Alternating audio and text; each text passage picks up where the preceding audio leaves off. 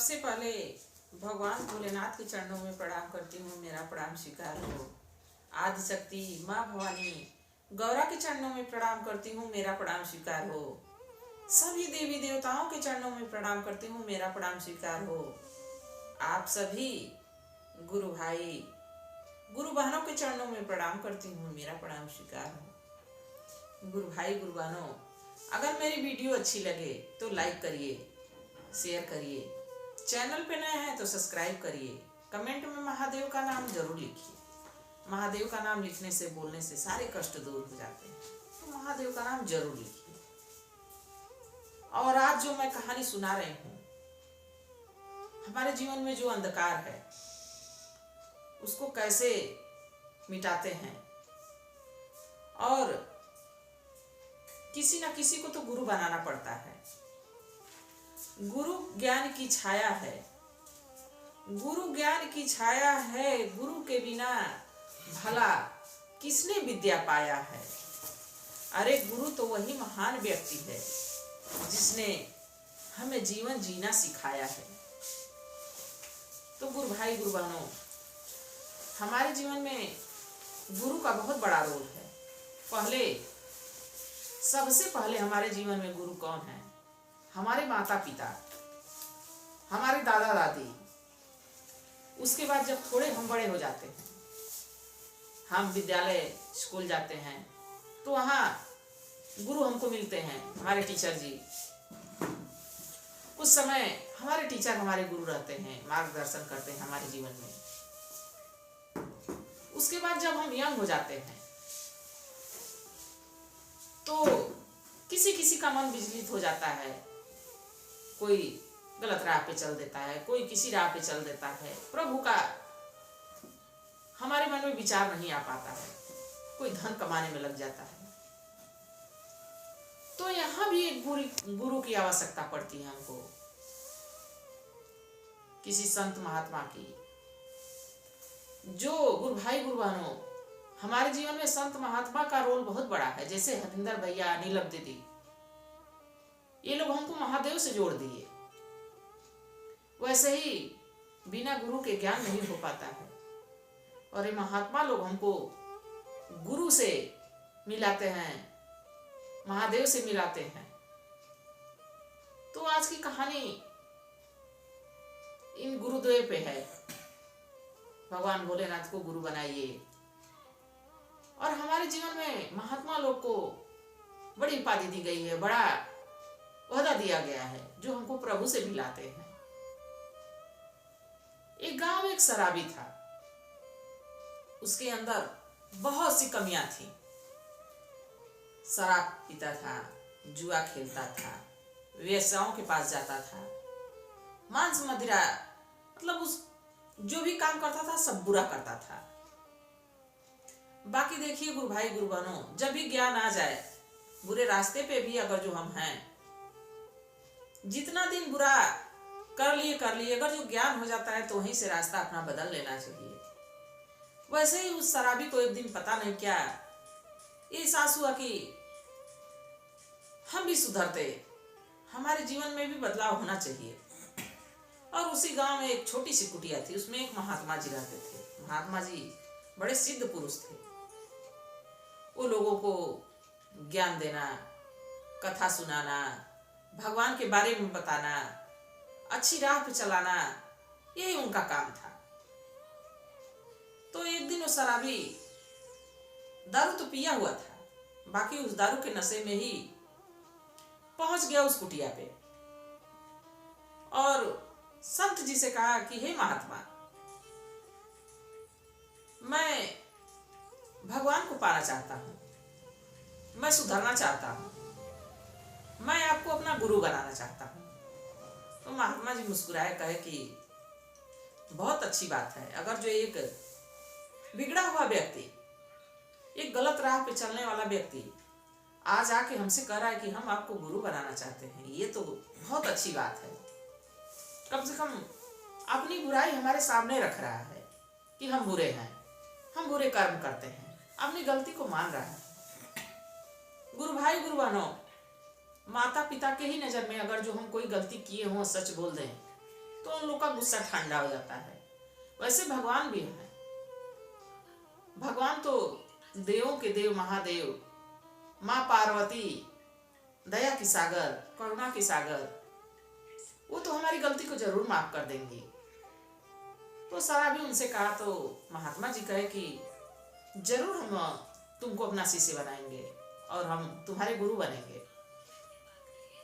तो कहा कि आप कैसे हमको शिष्य बनाएंगे, कैसे हम मान लूं कि आप हमारे गुरु हैं।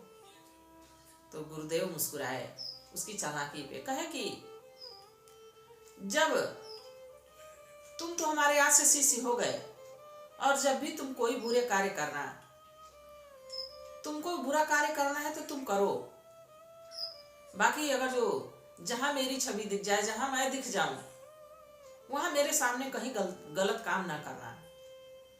तो जो शराबी था वो मुस्कुराया और सोचा कि महात्मा जी तो ठीक ही रास्ता बता रहे हैं। ये तो संत महात्मा है, तो कुटिया में रहते हैं, ये क्या कहाँ जाएंगे कि मैं कहाँ जा रहा हूँ, क्या कर रहा हूँ। मेरा दोनों काम हो जाएगा, मैं ज्ञान भी ले लूंगा, भगवान को पालूंगा और अपना काम जो है वो भी करता रहूंगा। बड़ा खुश हुआ, आनंदित हुआ। तो उस दिन से वो अपना गुरु बना लिया महात्मा जी को, और महात्मा जी भी उसको अपना शिष्य बना लिए। उसको अच्छी अच्छी बातें बताते, अच्छी कहानियां भगवान की सुनाते, भगवान की चर्चा सुनाते, और रोज वो बड़े प्रेम से सुनता। एक दिन वो सोचा कि बड़ा दिन हो गया है, क्यों ना आज कोठे पे चलूं। तो अपना चर्चा वर्चा सुना, भगवान को याद किया, और इसके बाद जब वहां से निकला तो सीधे वो कोठे पे पहुंच गया। वहां वेश्याओं के बीच में जब पहुंचा तो सोचा कि एक औरत के पास जाऊं। तब तक देखा कि उस औरत के चेहरे में गुरु जी दिख रहे हैं। अब तुरंत उसको झटका लगा, कहा कि गुरु जी तो कहे थे कि जहां मैं दिखूंगा वहां गलत काम मत करना, यहाँ तो गुरु जी दिख रहे हैं। नहीं नहीं, वो तुरंत वहां से पीछे को मुड़ा और चल दिया। वेश्या बुला रही है, अरे इतने दिन के बाद आए हो एक तो, और वापिस लौट के जा रहे हो। वो कहा नहीं नहीं, हमारे गुरु जी यहाँ दिख रहे हैं, हम ये गलत काम नहीं कर सकते हैं, और वहां से वो लौट आया। फिर गुरु जी के पास गया, पूजा पाठ किया, घर गया, रात बिताया। फिर अगले दिन उठा, नहाया धोया, पूजा पाठ किया, गुरु जी के पास गया, कुछ ज्ञान की बातें सुना, भगवान को याद किया। फिर वहां से जब निकला तो चला गया मदिरा दुकान पे दारू पीने के लिए। जैसे दारू मांगा, गिलास में एक वेटर लाया और डाल के दिया। जैसे गिलास उठाता है, उस वेटर पे उसकी नजर पड़ती है और देखता है कि वहां गुरुजी दिख रहे हैं।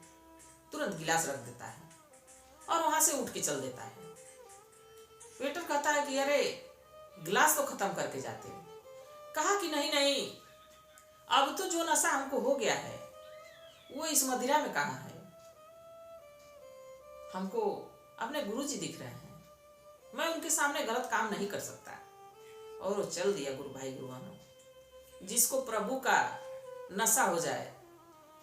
लोग पीते हैं पी पी के गिरते, हम तो पीते हैं गिरते नहीं हैं। लोग पी पी के पीते हैं गिरते, हम तो पीते हैं गिरते नहीं हैं। हमने पिया है प्रभु जी का प्याला, हमने पिया है गुरु जी का प्याला। हमको दुनिया की परवाह नहीं है, हमने पिया है गुरु जी का प्याला। यह बात कह के वो वहां से मदिरा की दुकान से चल दिया और फिर घर आया। उसको अपनी गलती पे पछतावा हुआ कि बताओ, हम गुरुजी के सामने दारू पीने जा रहा था। फिर अगले दिन नहाया धोया, पूजा पाठ किया, फिर कुटिया पे पहुंचा। महात्मा जी से कुछ अच्छी बातें सुना, कुछ भगवान की चर्चा सुना। फिर वहां से निकला, कहा कि बहुत दिन हो गया है जुआ नहीं खेला। गया जुआ खेलने के लिए। वहां से निकला तो अपने दोस्त यारों में पहुंचा तो दोस्त कह रहे हैं, अरे तुम्हारे तो दर्शन दुर्लभ हो गए हैं, तुम कहाँ रहते हो, दिखते नहीं हो। तो कहा कि हाँ आज तो दिखा हूं, बहुत दिनों के बाद, चलो एक एक बाजी हो जाए। सारे दोस्त बड़े प्रसन्न, जिसको जो लत लगी रहती है उसी में खुश रहता है गुरु भाई गुरु बहन। अब ताश के पत्ते बटने लगे, सभी दोस्तों में ताश के पत्ते बट गए, पैसा सट्टे पे लग गया, दाव पे पैसा लगा दिए। और जैसे एक पत्ता उठा के फेंकने वाले थे, तभी तुरंत एक दोस्त में गुरु का चेहरा नजर आया, तुरंत पत्ता को रख दिया। कहा रे बाप, हे प्रभु, ये कौन सी गलती मुझसे होने जा रही थी। गुरुदेव हमारे सामने है और मैं बुरा काम जुआ खेलने जा रहा था। तुरंत उठ के चल दिया वहां से।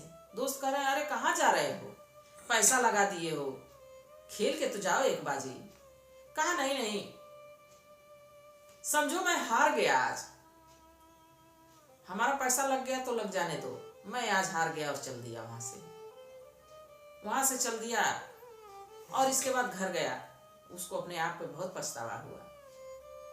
फिर अगले दिन नहाया धोया, पूजा पाठ किया, फिर गुरुजी के पास गया और वहां जाके कुछ अच्छी बातें, भगवान की चर्चा भजन सुना।